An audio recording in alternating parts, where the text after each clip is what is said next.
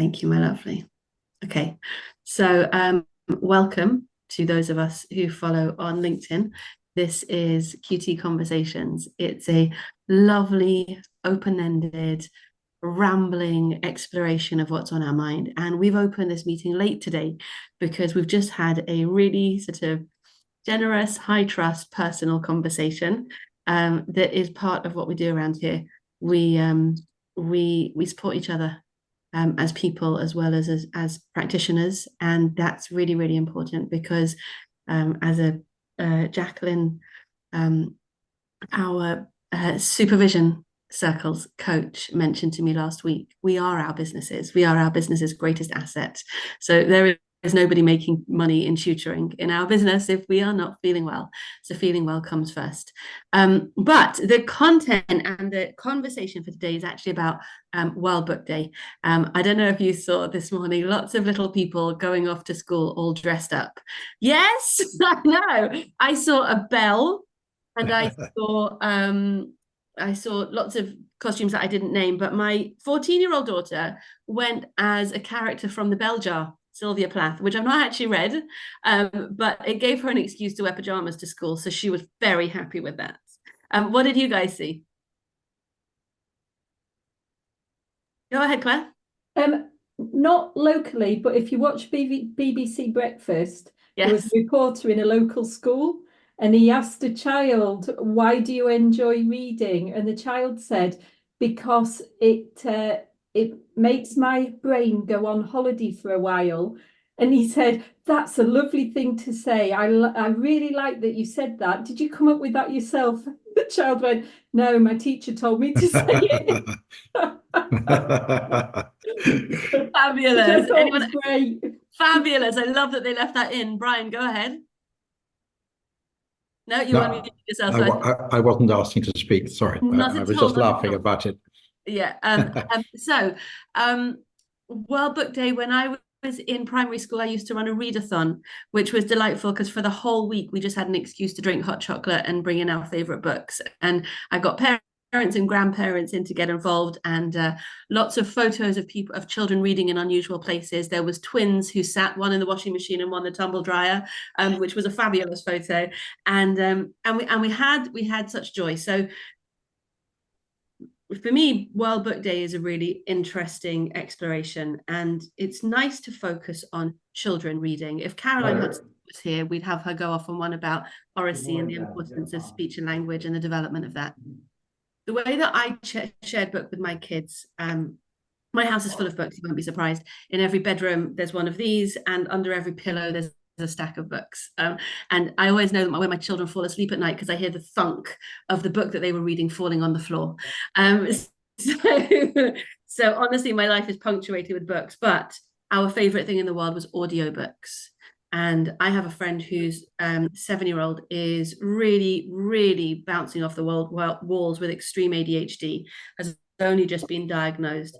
And I firmly believe that he would thrive with audio. Oh, I'm just going to mute Ryan. I firmly believe that he would thrive with audiobooks. And that's because you can share audiobooks. It's because you can do stuff with your hands whilst you're listening to an audiobook. It's because it will extend your vocabulary in a way that you can't access when you're reading. So what I'd love to talk about with you today is books that have changed us. And I would love to give you a second to actually share what those books are. I, of course, have 2 stacks of books that I want to tell you about. And these are just books that I spontaneously have pulled off my shelf because each one has a story.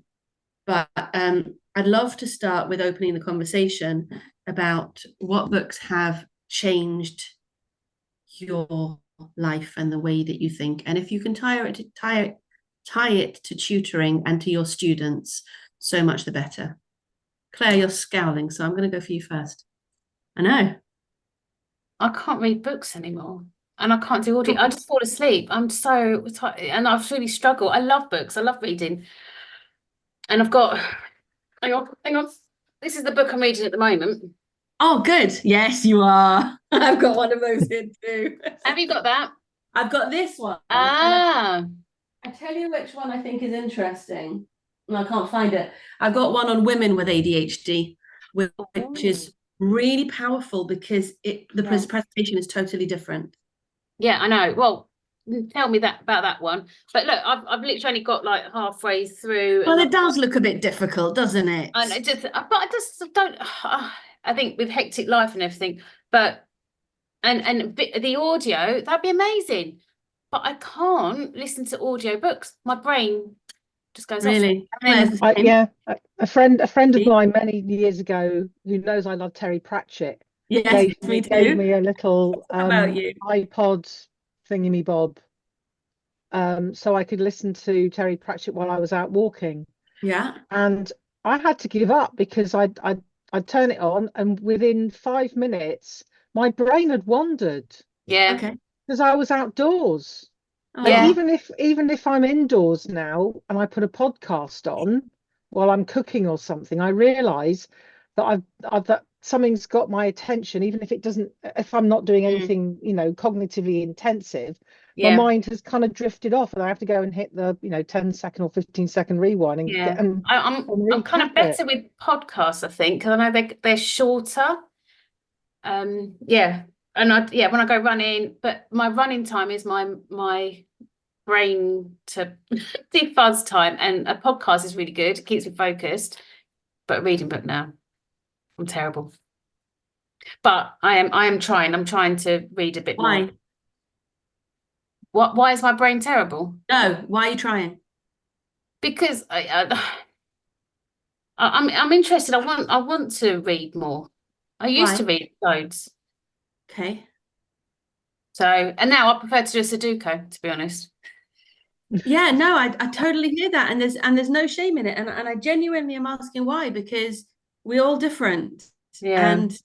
Um and it's totally legitimate to not be immersed in books. And yet we run World Book Day and get our children to say cute mottos. So is it true? Is World Book Day relevant? Is that a fair question? It's a good question. This is a good question. Go on, Brian. Need to unmute. No, it was me. I muted you brutally. No, try again. Wait, no, stop. You need to press the button.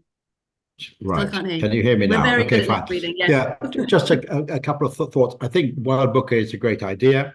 World books need to be emphasized. We have too much chat media for us to listen to, and there's so much more that we can learn if we get into books. I'm a great fan of audiobooks. I listen to them all the time. I've just listened to a biography of a guy who wrote 100 novels in his life and 10 other biographies, and also had a public career. When you read a book like that, you think, my goodness, I waste so much time. I've got to get on with doing more. But the thing I wanted to intervene with regarding books is the very useful technique of dictation, which I use as a tutor. And I have almost stopped writing things manually or typing for several years now. And I do almost everything by dictation. And it saves me a vast amount of time. For example, when I'm preparing a lesson, I teach English, history, and politics from all the way up to degree level. I have to write a lot of stuff in order to prepare for lessons. And I couldn't do it if I didn't dictate. And dictation takes a bit of practice, but is very well worthwhile. And now ordinary laptops, ordinary PCs, ordinary phones have excellent dictation facilities with no extra cost. And I encourage everybody who's involved in the reading and writing world, like tutors, to get into dictation because it will do you a great deal of good. That's all from me. I must admit my dictation skills have improved simply because when I'm driving, I have to use that certain thing on my phone to ask it to send a message. And if you don't speak, I want to get a clear message out, and you have to speak clearly. Otherwise, that certain thing on your phone will produce lots of rubbish. And it often takes several goes to send a message that actually makes sense because it can't actually interpret what I've said correctly when I speak clearly. But yes, having worked as an audio typist, there is definitely a skill in being able to do that kind of thing. And you're right, Brian. It is a skill well worth developing, especially in when you're the sort of subjects that you're your tutoring. In maths, Yeah. less so, but yes, Yeah. it is a very, very useful skill. And one of the things I do, for example, is to produce model essays for my students. Now, this is something I've never met a tutor who does this, or indeed a teacher who does this, but they learn so much faster if you put in front of them the sort of essay they should be writing. And this is all done by dictation.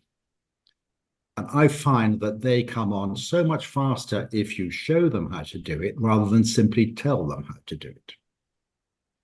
What do the rest of you think?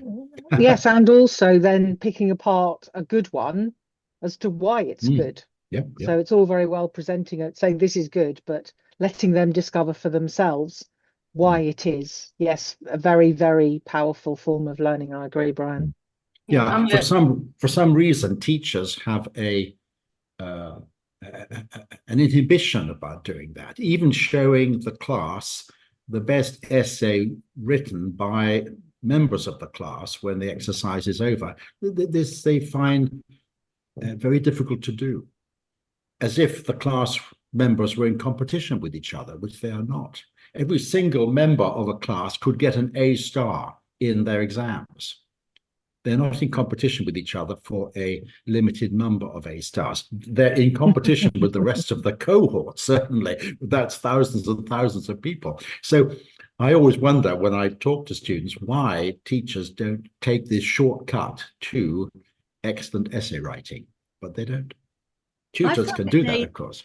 In the primary classroom, so when I was teaching, I've used that bit in English, like if someone's written a great sentence, you show it up to the class and say, why have I, sorry, my cat's meowing in the background. Why have I picked this? What do I like about it? What's good about it? What do you think is good about it? And it's great to a point, but then you've got 30 kids all looking around like, whose is it? And it, like almost to a point of being slightly disruptive. But I can see with older children, it would be better. And actually, because I've got year 11, my son's in year 11 this year, and the things that he is struggling with is the essays in history and the English side of things. And his history teacher is just swapped teacher, and she has given him model answers. Oh, great. Yeah, and as part of your revision, take a look at this. Whereas in English, I haven't seen that so much, and you think, God, that is key. So yeah, it could be something, Brian, a really good thing for me to look out for him, because he's very much mathematical and sciencey like me. It's black and it's white. We don't discuss. We don't, it's right, it's wrong. Yeah, I'm just recommending. I did a TikTok on it and things like that.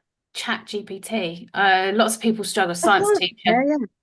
6 markers. Put the question in Chat GPT. Ask it to write an answer.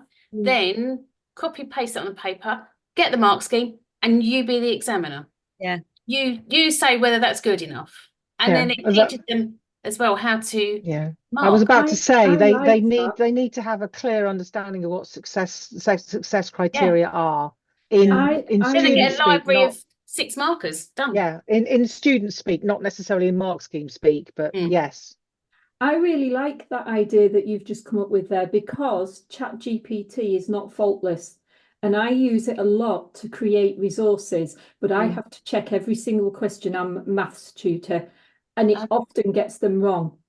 And I mean often. So as a revision tool, I would not advise students to use it for maths at all, because they might be getting the wrong message.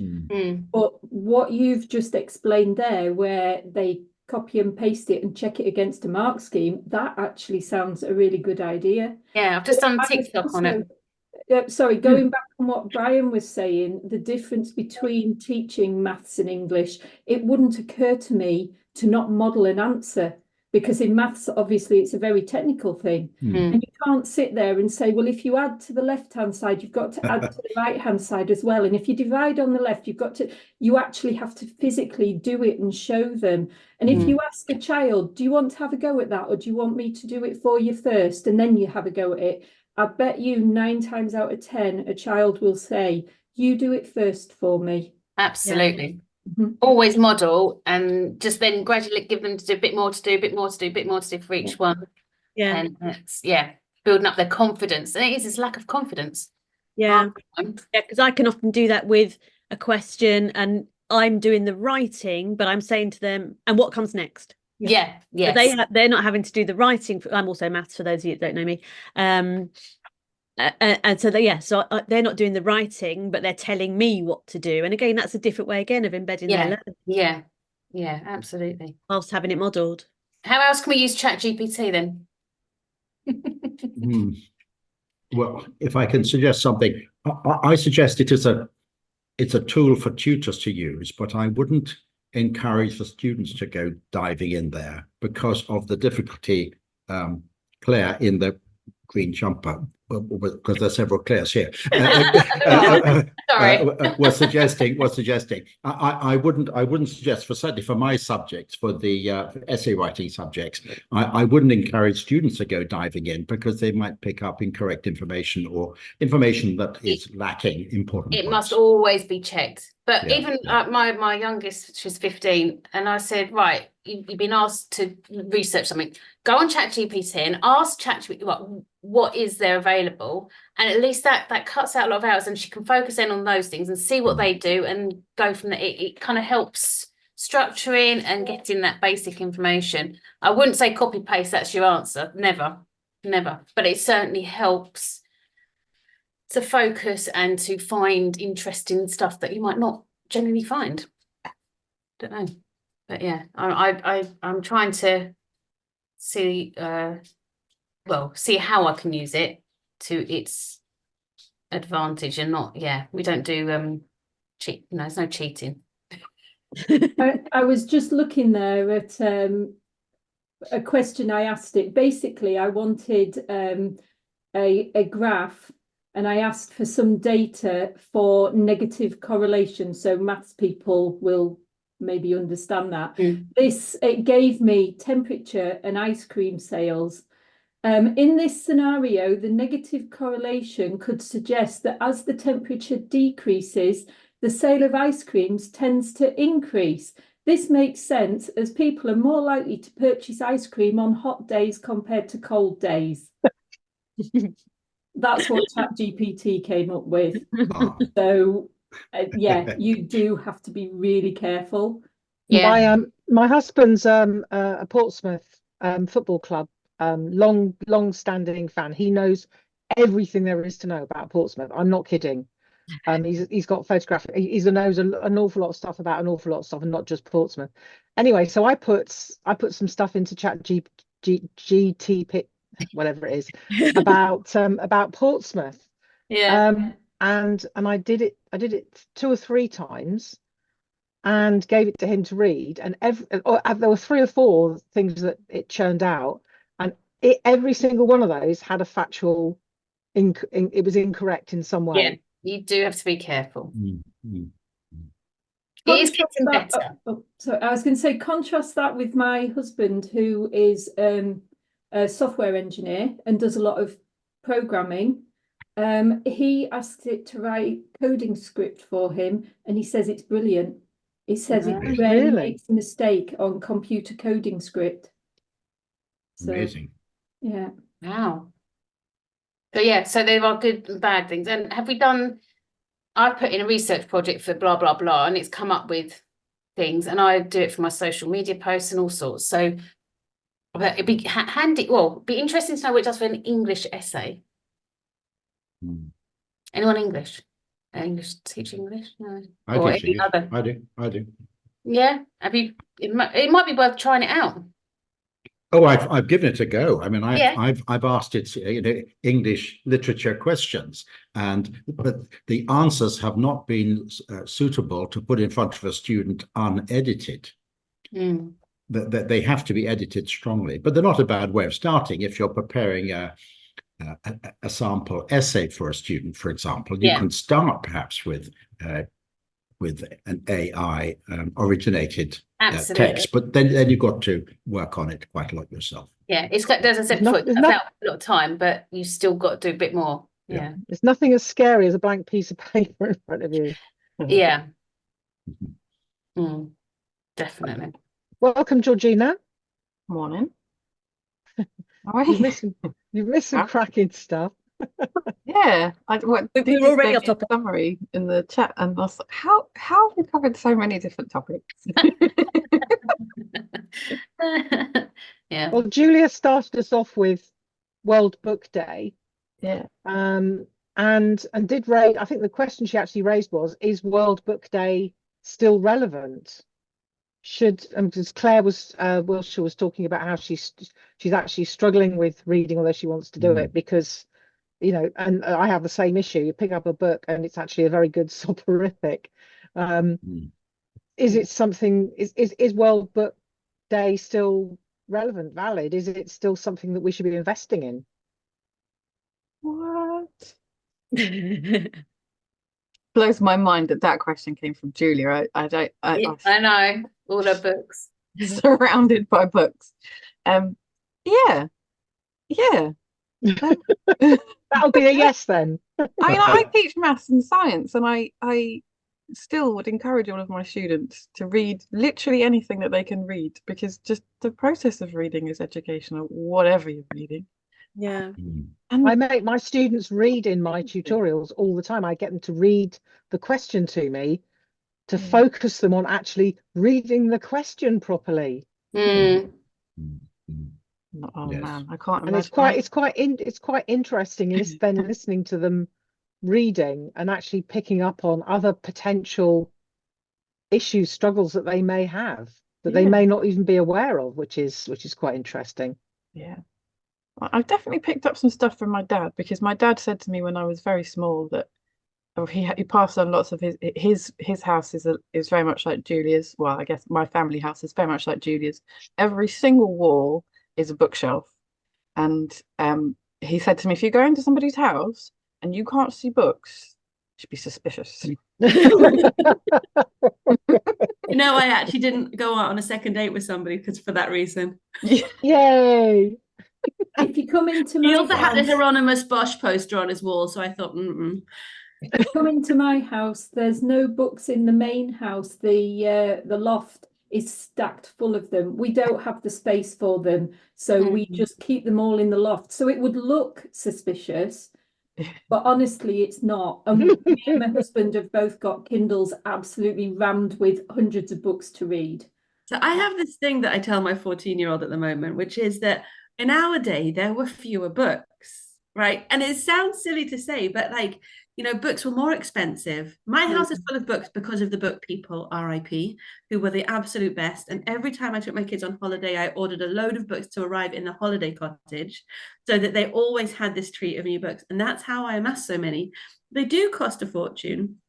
And, you know, so many books that the kids are given to read because it's the canon. I say to my kids, there are better books out there nowadays. They just happens to be that 100 years ago, that's what was published. And I really do think it's worth being a little bit subversive, because otherwise you get quite judgy with books. I think one of the things that we've been talking about recently is English GCSE, because the books that my son is studying are so old. Yeah. And it's like there's a place for it. Yeah. Great. But they're all old and they're all written by men. No offense to the chaps here. But it's just not a variety. You know, there's so many modern books, modern classics and stuff that just, you know, what's he reading? He's doing Jekyll and Hyde, Romeo and Juliet, and Animal Farm. I was just going to say, an Inspector Calls. I did that for my GCSE over 35 years ago. And when students tell me now that they're still doing an Inspector Calls, I think, what? Get a life. Where our stuff is over 2,500 years old at least. Fair enough. Brian, go ahead. Can I explain why certain heads of English in schools choose old books for the set books for English literature, whether it's GCSE or A-level? And that's because they're much easier to teach and they're much easier to learn about. My heart sinks when I take on a new A-level English literature student and all the books are books that I have not read, because there's a vast amount of work for me and the student to figure out what's going on in them. And many of them are written. Surely that's an asset, Brian. No, it's not. We should be It curious. makes life more difficult for everybody. And if you're the head of English in a school and you want high marks, choose old books. If you want bad marks, choose new books. I mean, look, it's for sure true. My hardest A level was history of art.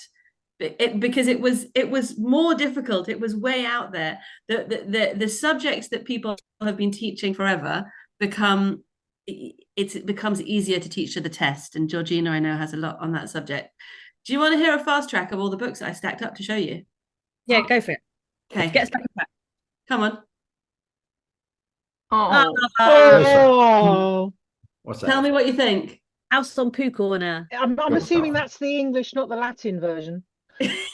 It is the English, and it's got all the yummy illustrations. Now, Oh, Right.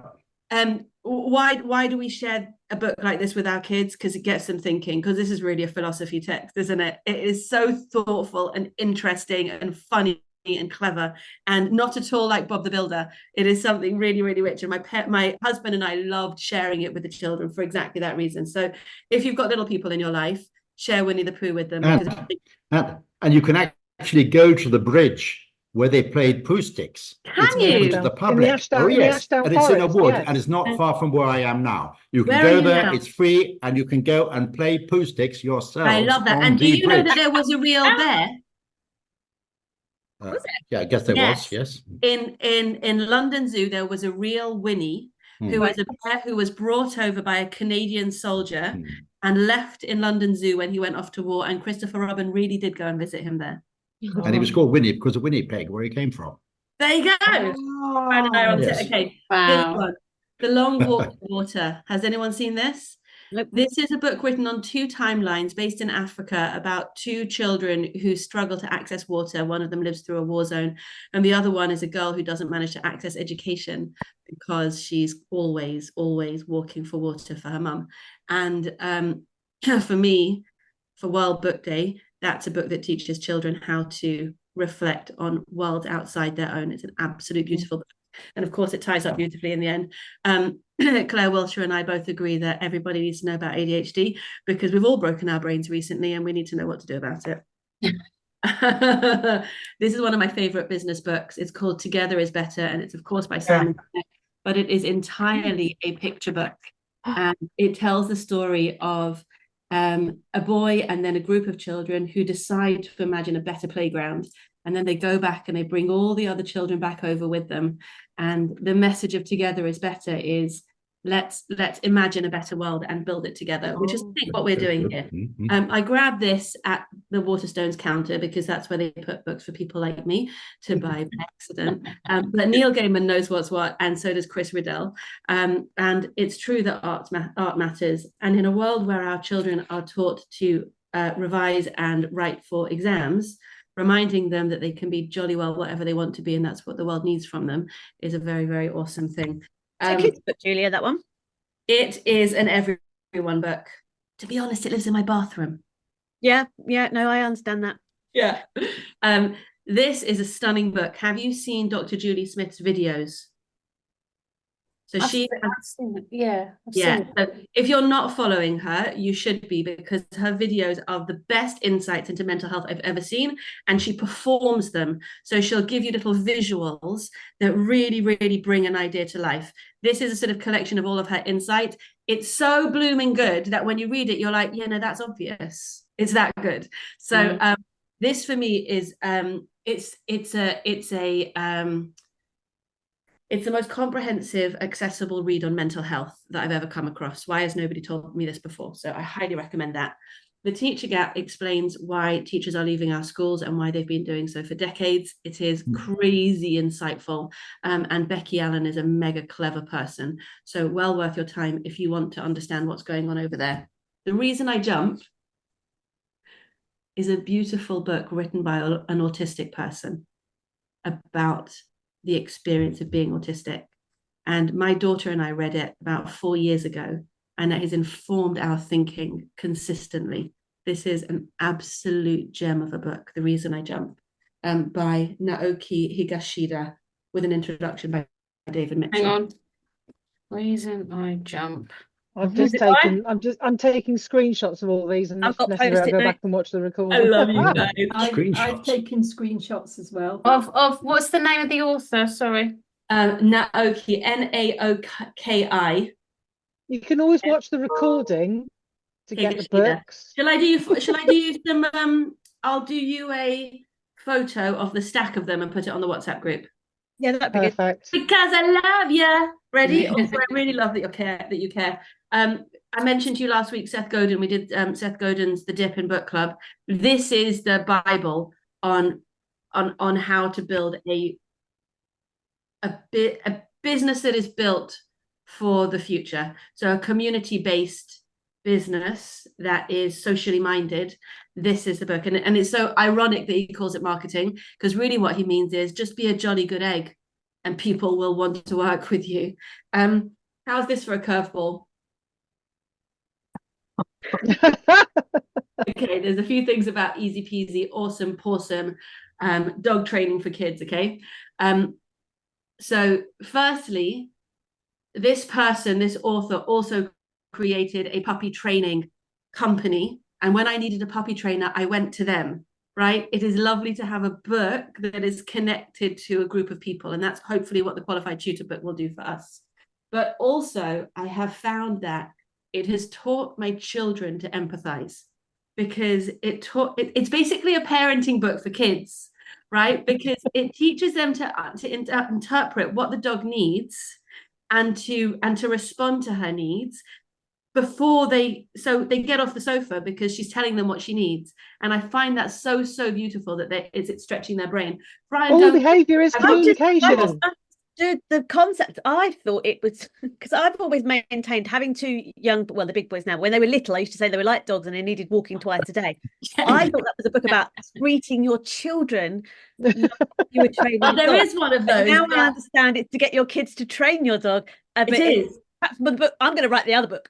I think you should write the other book, but I do actually have a book called All Dogs Have ADHD, which is about children, hidden as dogs. But ironically, I've lost it somewhere in somebody's bedroom. This is the book that got me reading again when I hadn't read fiction for years. Ruth Ozeki. If you are looking for a fiction writer who will knock your socks off, Ruth Ozeki, I can't recommend her enough. And this book is astonishing. Two more books. I know. I love you people. Actually, the one that's we've got the whole series, of course, and the first one, Little House in Big Woods, is the most beautiful, because it's when they're sort of immersed and in childhood, and it's how they make maple from maple trees and then have a sugar dance, and it's so delightful. At the end of the book, they pack up because the woods are now too crowded, because the animals are learning to be fearful of people, and so they pack up and they go off. And this is the second book. The second book, I don't know if you remember, right at the end, they're told that they no longer have a claim on that land. And so, having watched them build their home from scratch and make their way, they then pack up again and leave. And it's so brave. And this book is just, it's a book about character, and it's so inspiring for children. And finally, I know. Oh, Pippi Longstocking. Woo. If I was going to dress up for World Book Day, this is who I would be. And if I was allowed to have a horse living on my porch and a monkey sleeping in my bed, I definitely would. Pippi Longstocking is absolutely the hero that I would love my children to aspire to. So that is my little whiz tour of World Book Day. Did you guys have any books that you wanted to add to that list? No. Because I'm starting this coaching course, and it's my birthday, but I've actually got a live coaching session later on. I'm just gonna have to. I'm not sure. Does that? Can you see that one? Yes. Oh, yes, I can. I bought it secondhand off Amazon. I buy as many books as I can secondhand off that place that we're not supposed to mention. So I've just started that. I haven't done my homework for the coaching call, the live call tonight. So I've got a couple of videos to watch. I need to start digging into that. But I'm really, really happy that that's your textbook. Georgina, do you remember when you came and spoke to us? Yeah, I have that book because of it. There you go. So Michael Bungay Stanier came and spoke to us in Love Tutoring Festival 2, maybe. And his presentation was one of the best presentations we've ever hosted. And he did this awesome thing that I borrowed afterwards, which was, rather than having a PowerPoint, he had his points written on postcards that Oh he wow. lifted up. So it made it so textured, this whole presentation, because he really knows what he's doing. He's a proper expert. Is that recording still available in Mighty Networks or somewhere? Yes, definitely. Cool. Claire Wilshire, you showed us your book that's on your desk. Have you got any more that you want to recommend from those days when you used to read? Well, my favourite one was Martina Cole. I used to like the Gangsters, East End. Really? And I saw her once in Brentwood in Smiths. I was like, oh, that's my. I just like East End is where I went to uni and all that. So it's somewhere I can relate. So I used to like those. That's awesome. Thank you, Claire Torvet. So I'm terrible at reading non-fiction. I think I said before I got Atomic Habits, which was the book that was supposed to change my life. It sits very beautifully on the shelf back there, and I think I opened it, and that's as far as I've got. It's giving me nightmares, that book. Claire, you and I speak the same language. But fiction wise, so there's a book called The Man Called Ove. Okay. It's by Frederick Backman. They made it into a film with Tom Hanks, which I've never watched because I love the book so much. I'm just not going to tolerate any other version. Okay. It can be a little bit triggering. It's got a slight dark theme to it, but it's just one of the nicest feel-good books I think I've ever read in the end. Sort of how it goes through and the threads, and it was just lovely. And I've read several books by the same author since, and they're all just, they've kind of got an undercurrent of people that are a bit unhappy, but it's so nice how it's done. I don't know how to explain it really, but yeah, Man Called Ove. I absolutely loved that book. I will look that up. Thank you so much. I really appreciate that. Claire? Did you drop that into the chat, Claire? That I didn't. Yeah, sure. Thank you. I think Claire's need to have a different name. Yeah. No, do you know what's amazing me? You're each knowing who I'm talking to. Oh. Go on, Claire Knight. So it's probably taken me a year or so. I've been reading Alice Weir's Henry VIII's Wives. So each book is a wife. Wow. I'm on to, or I've just finished Catherine Howard, which is the 5th one. But there was also Elizabeth I and Lady Jane Grey before that. So I love her writing.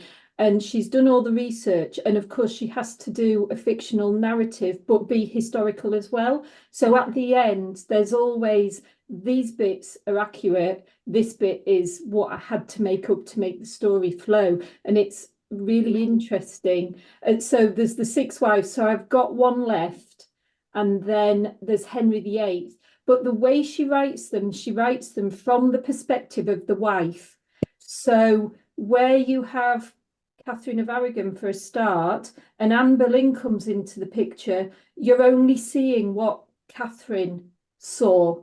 And then you read Anne Boleyn, so it's referring back to Catherine of Aragon, but then there's the next wife as well that's a maid of honour. So you're only in the room, if you like, with the current wife that you're reading, which then makes you want to read the next one because you want to know.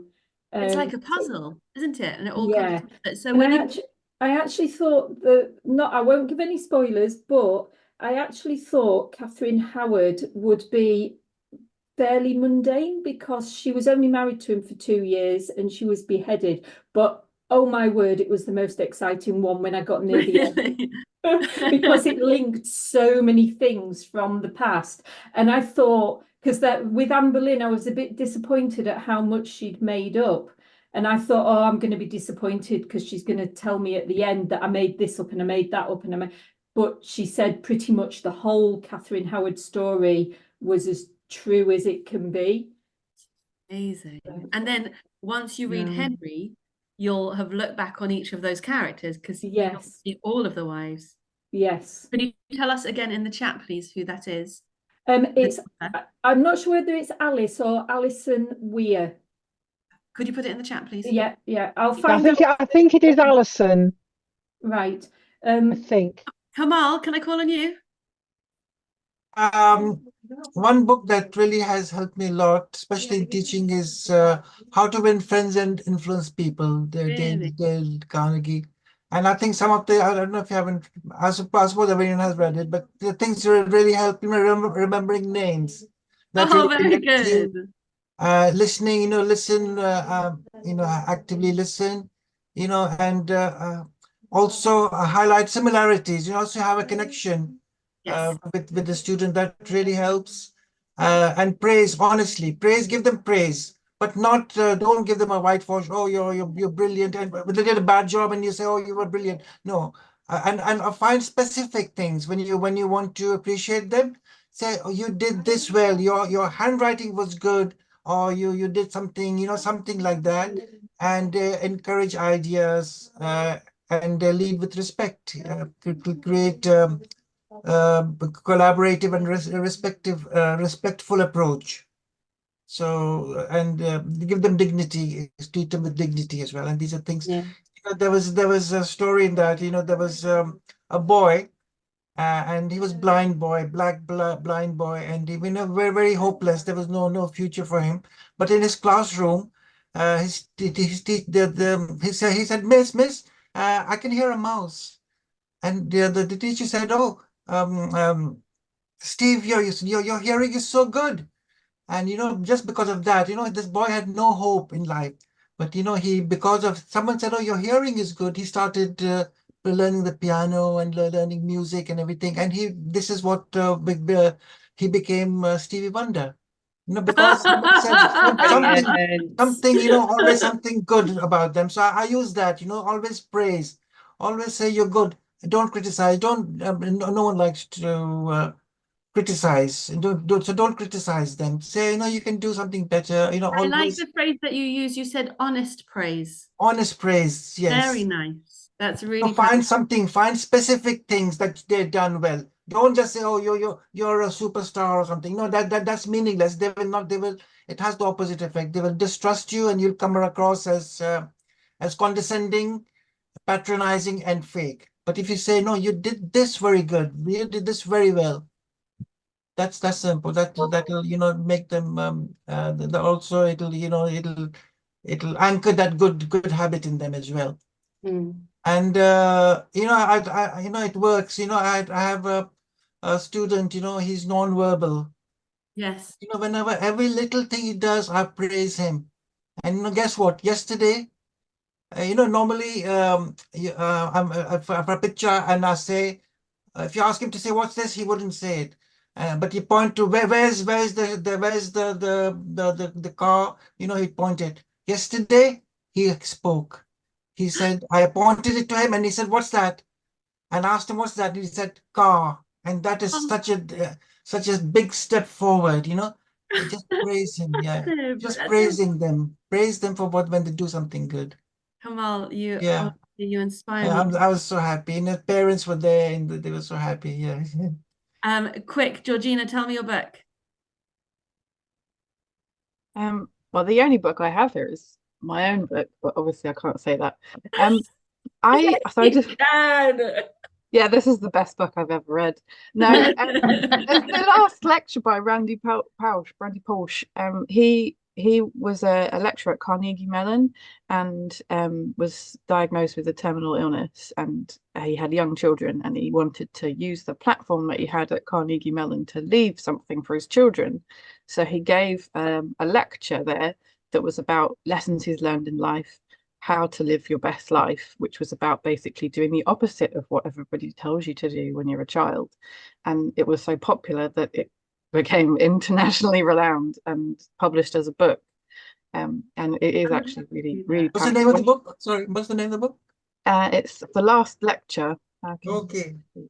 Yes, the fact that when you know the story behind it as well, and that he wrote that because that's the message that he would have wanted to give to his kids through their upbringing. It's a lovely thing to read.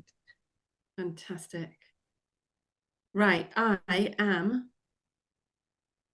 putting that in the thread now, in the social space thread. Everybody needs to drop their favorite books in, and don't give me your Goodreads link because I'm never going to press it.